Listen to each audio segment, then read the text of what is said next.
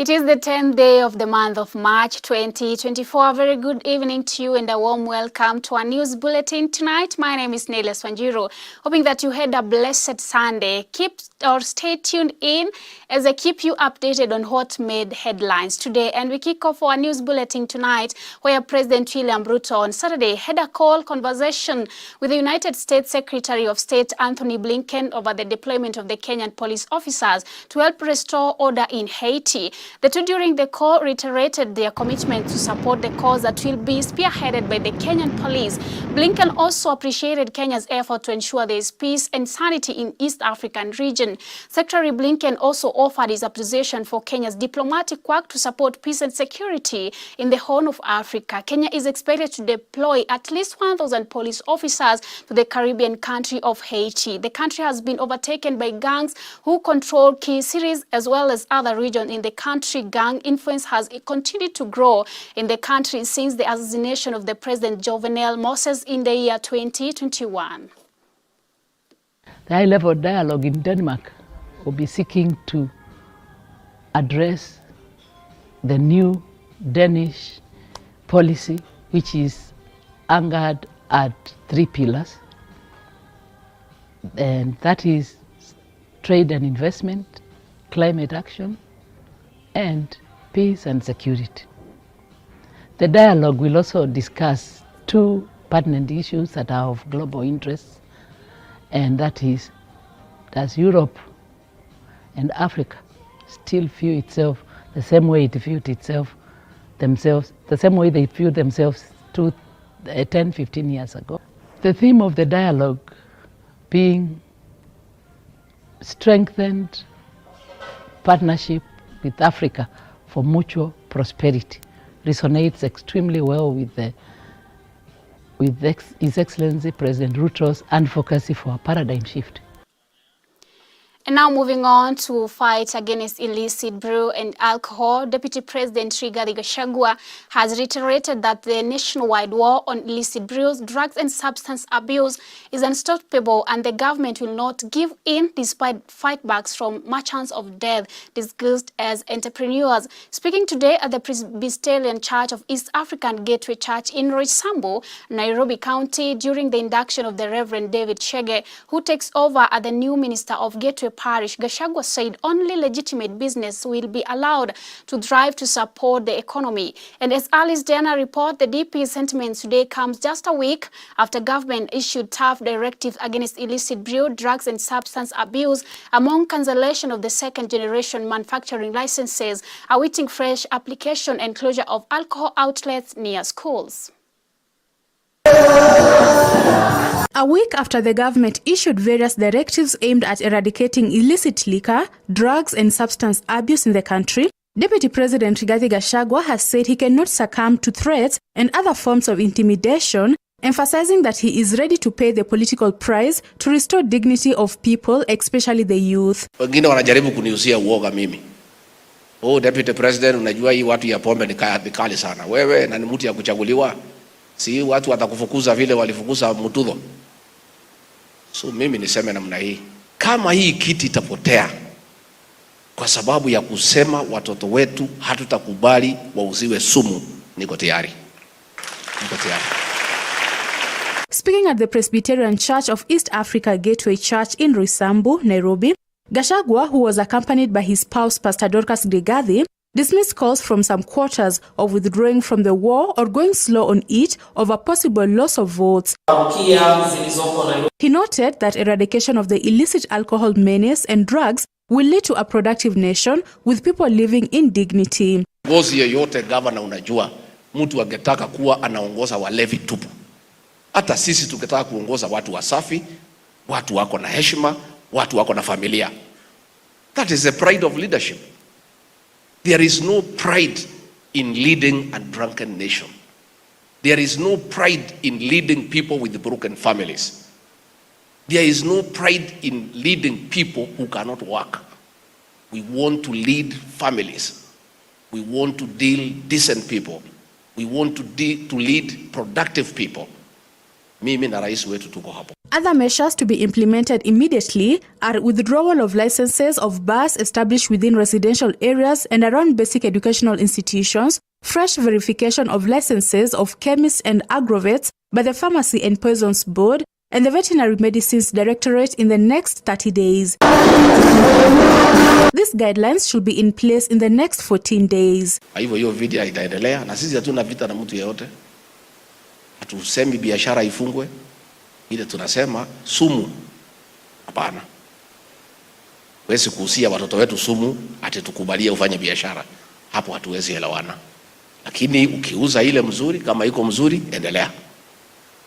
Lakini ilikuwa naendelea, hiyo hatuwezi kubali. On the other hand, the Deputy President asked leaders and the people of Mount Kenya region to shun divisive politics and remain united behind President William Ruto to benefit more. Alice Diana, Hope TV Newswatch. Thank you so much, Alice Diana, for that report. And now we focus on Nairobi County, where the Nairobi Governor, Johnson Sakaja, has intensified war on the sale of liquor in residential areas. Speaking today after a church service at ACK St. Paul's South Sea Parish in Langata, Sakaja has revealed that the ongoing removal of wines and spirits and small bars around the bus terminals is informed by NTSA report that drunk drivers, is a major contributor in road accident that happened in the city. Sakaja has hailed the affordable housing project, which he says will help create employment opportunities among youths in Nairobi County and also reduce the shortage of affordable rental houses in the city. The governor noted that with the current state of the poor housing and high levels of urbanization, Nairobi is in dire need of increasing the housing stock, especially for the low and middle income households. We have alcoholic licensing committees in all the sub-counties. You understand that liquor licensing and for bars and restaurants is a function of the county. In the last 2 weeks alone, we were dealing with the ones in the terminal, because you're not supposed to have wines and spirits in the terminal. I got a report from NTSA that showed the fatalities. Nairobi is leading because of accidents caused by drunk driving, and so we've removed around 120 outlets that are at the terminal. Especially in this city, we've seen people living in undignified settings. When you live in a house where you and your children are separated by a bedsheet, in our informal settlements, you lack dignity. Such a person even lacks the esteem to go and be the best that they can be. And so as Nairobi, we're very happy that we're the biggest beneficiaries of the housing program. In Nairobi, we're also setting up our county industrial park, because those doors, those windows need to be built and to be prepared by our young people, and that is going to happen in Hospital Road between Mathare Mental and Utali. We're putting it up. We're in advanced stages, of sorting out those agreements so that our young people can get jobs. The biggest challenge in this country has been unemployed young people. Millions of young people who have no hope, they're disillusioned, but they've studied. And so this program is giving them opportunities, whether it is architects, whether it is plumbers, whether it is masons, whether it is even those who come and cook for those who are working on the site, whether it is those bricklayers, those who are laying the tiles. there is going to be work. In Nairobi we say kuna mboka ime. And moving on, the Prime Cabinet Secretary and Cabinet Secretary for the Foreign and Affairs and Diaspora Affairs, Musalia Mudavadi, is expected in Denmark on Monday ahead of the Danish Africa High Levels Dialogue Summit on the strengthening partnership between the Kingdom of Denmark and Africa. Mudavadi will be representing President William Ruto at the summit, where key issues relating to the Danish-Africa relations will be deliberated. The high-level dialogue will be seeking to address the new Danish policy anchored on the 3 pillars of trade and investment, climate action, and peace and security. Kenya and Denmark have cultivated special ties that date back to over 60 years, and the Prime Cabinet Secretary is also expected to hold bilateral meetings with the Danish Prime Minister and also leading Danish investors to discuss ways and strategies to upscale the Kenyan-Danish relationship on the untapped opportunities, looking into the new frontiers.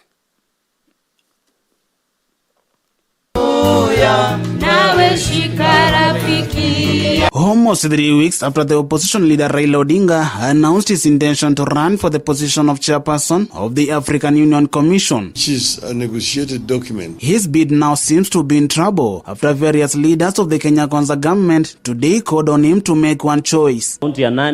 Speaking today at the Thanksgiving ceremony of Technical and Vocational Education Training Principal Secretary Esther Moria at the SCK St. Francis Shamada in Runyenches, Embu County, a section of Kenya Kwanza leaders have described Odinga as a greedy politician while asking him to choose between the AU's chairmanship bid and running for the presidency in the next general election. Kuna maneno ambayo naona iende vizuri. Jana Raila Odinga amesema hako tayari kuwa rais wa Jamhuri ya Kenya 2027. Na sisi tuko hapa tunampigia ndebe. Tunasema lazima aende hii AU, achukue kiti ya African Union, akae pale. Raila Odinga lazima aamue ni maneno gani ambaye anataka. Kama anataka kuwa chairman wa African Union, tutasupport yeye akae pale African Union, pale Ethiopia. Kama anataka kuwa rais wa Jamhuri ya Kenya, akae hapa, apambane, tupambane na yeye juu William Samoei Ruto na Rigiji lazima waendelee kuongoza hii taifa ya Kenya. Speaking at the event, the Deputy President Rigathi Gachagua, watu wengine walikuwa wananionea sana, has called on Kenyans to give the government time to implement its agenda, while claiming that when they came to power, they found the national economy in a state of complete decline. Mimi niliongea pale Kasarani, watu wakasema mimi ni mjeuri. Lakini kwa sababu mimi ni mtu ya ukweli, niliona niambie Wakenya ukweli. Nikasema huyu rais wetu amepata Kenya imefilisika. Hakuna kitu, hata store panya ametoroka, hakuna kitu ya kukula. Huyu rais amekuta madeni, ataanza upya. Na ndio ilikuwa hivyo. So for 1 year, mwaka moja rais amengangana na madeni, kukiwa na shida mingi, sasa maneno imeanza kurudi laini pole. At the same time, various leaders of the Embu County, led by the Governor Cecily Barire, have requested the national government to tarmac the roads that are in poor condition to improve the transport sector, as well as finishing up the dam construction projects that have not been completed to solve the problem of water scarcity and boost the agricultural sector in the county. Nataka kuomba, na nimesikia PS wa irrigation ako hapa, PS Kimotho, and I'll be recognizing you. Tafadhali tuangaliliwe hizo dam zetu, kwa sababu hao watu wetu wakiwa na maji, hao watu they are very hard working. Tutafanya kazi usiku na mchana, tuzalishe chakula ya Embu na ya the entire country. Reporting for Newswatch, my name is Nicholas Kivite. And for now, let's have a short commercial break. We'll be right back after the break.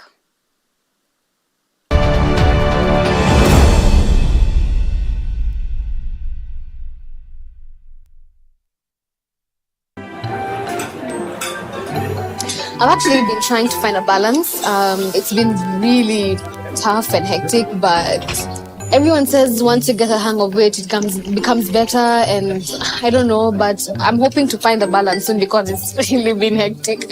But you've been in the job industry for a long time, so I think you would know better. Sindio? Huh? What time is it? I need to catch up on Leadership Forum. Do they have a radio here? Never mind. I brought my own. No way. You can't be serious. Wait, why do you have a radio and you can just catch up with the shows on Hope FM podcasts? Really? Even Meet of the Word? I mean, you can find them on whatever platform, name it. AfriPods, Google Podcasts, Apple Podcasts, Spotify, you name it. But I'm not subscribed on any of them. So no worries. You can just check out the latest episodes on hopemediakenya.org. You can now listen to select Hope FM programs on your favorite podcast streaming platform or directly on our website, www.hopemediakenya.org. Listen and live.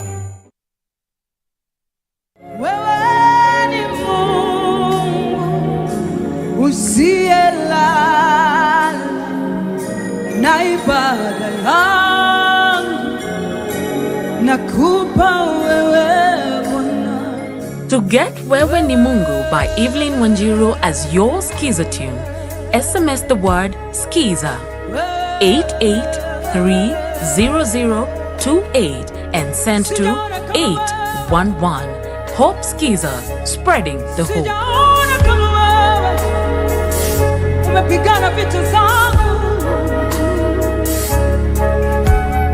Nakupa ibada ya moyo wangu usiku wa leo.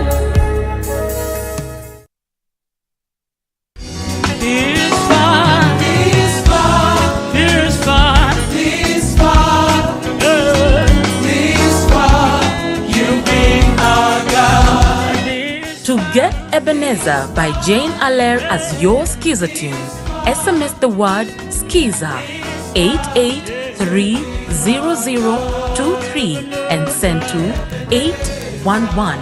Hope Skiza, spreading the hope. Ebenezer, you've been our God. Ebenezer, Ebenezer, Ebenezer, Ebenezer, oh, Ebenezer, you've been our God. This far.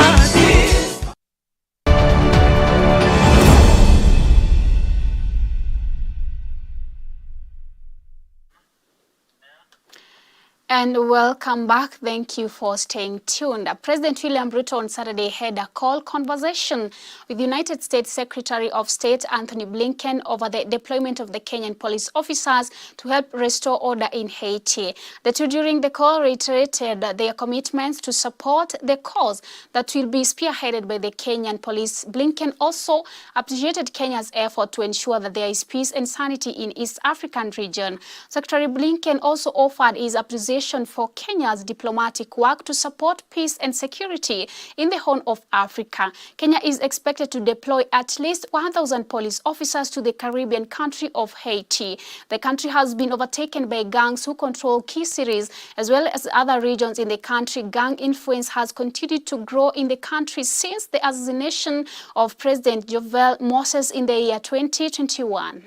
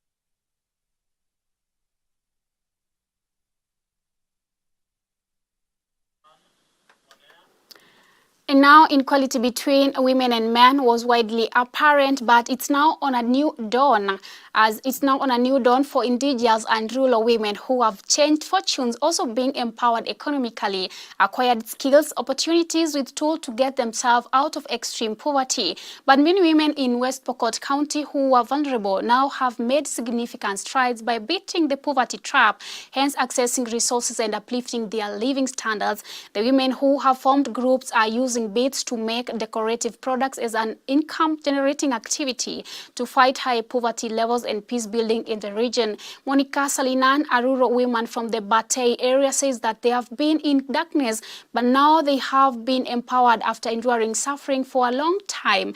And on her side, Leah Okero, the county director for the Village Enterprise Organization, who spoke to the nation today at the Mopas area in West Pokot during the International Women's Day ceremony, says there is gender balance in the region.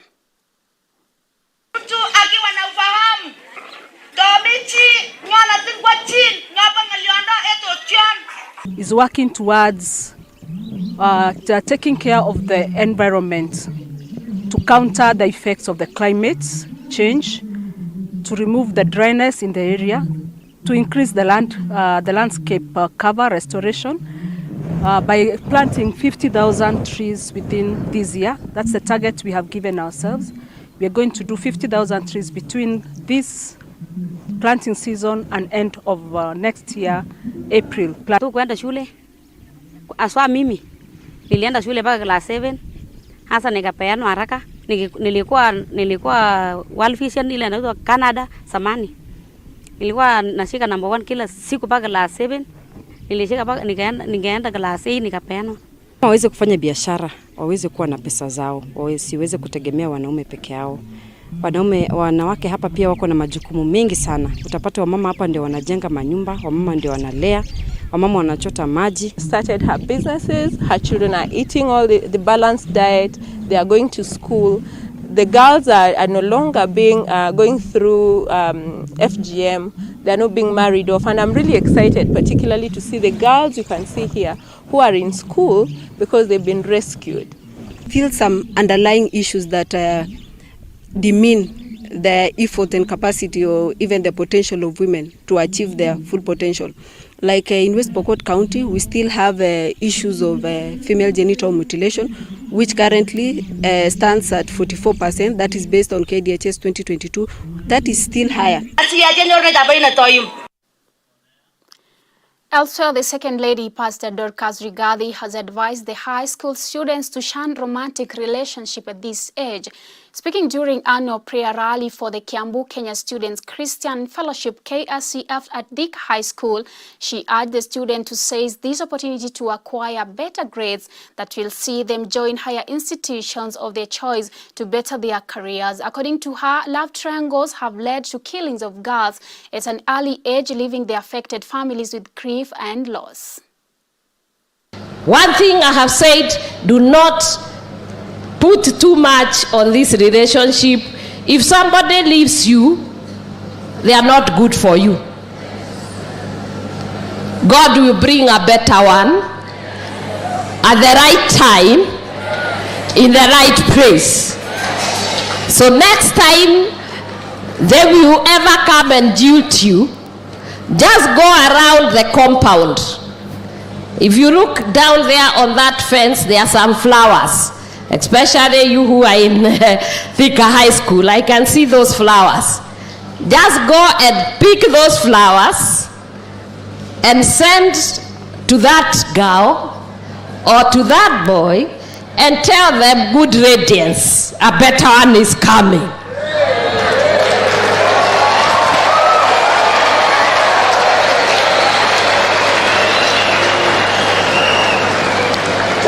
And as you pray and as you continue to study, there is this God who is going to help you to find the right one. The right one will be the right one. Actually, I found the one and only Rigiji, the truthful man, when I was still in that university. Now, moving on, the government has announced the disbursement of funds for the March payment to beneficiaries who newly enrolled in the Inua Jamii program, alongside the nutrition improvement through cash and health education niche program. The government has promised to release the money to the elderly before the end of this month. This is after the government conducted a registration to the elderly who are not initially in the beneficiaries that they have attained at the age bracket. The chair for the budget and also the Member of Parliament, Dini Nyoro, has noted that during a fundraiser in Kasese, Uasin Gishu County.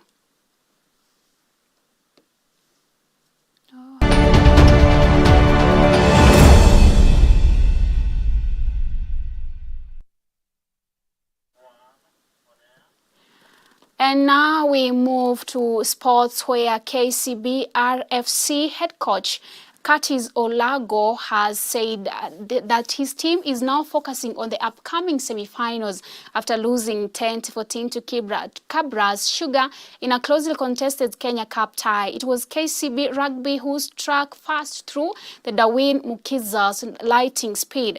Trevor Odawa managed the conversation in seek the Bankers take as an early of 7-0 lead.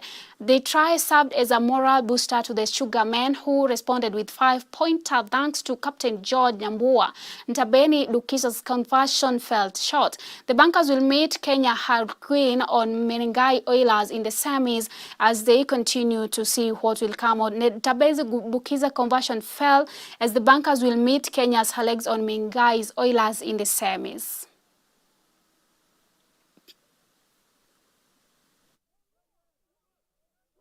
Come on! Thank you so much for taking your time to watch our news bulletin tonight. My name is Nelius Wanjiru. Have a good night.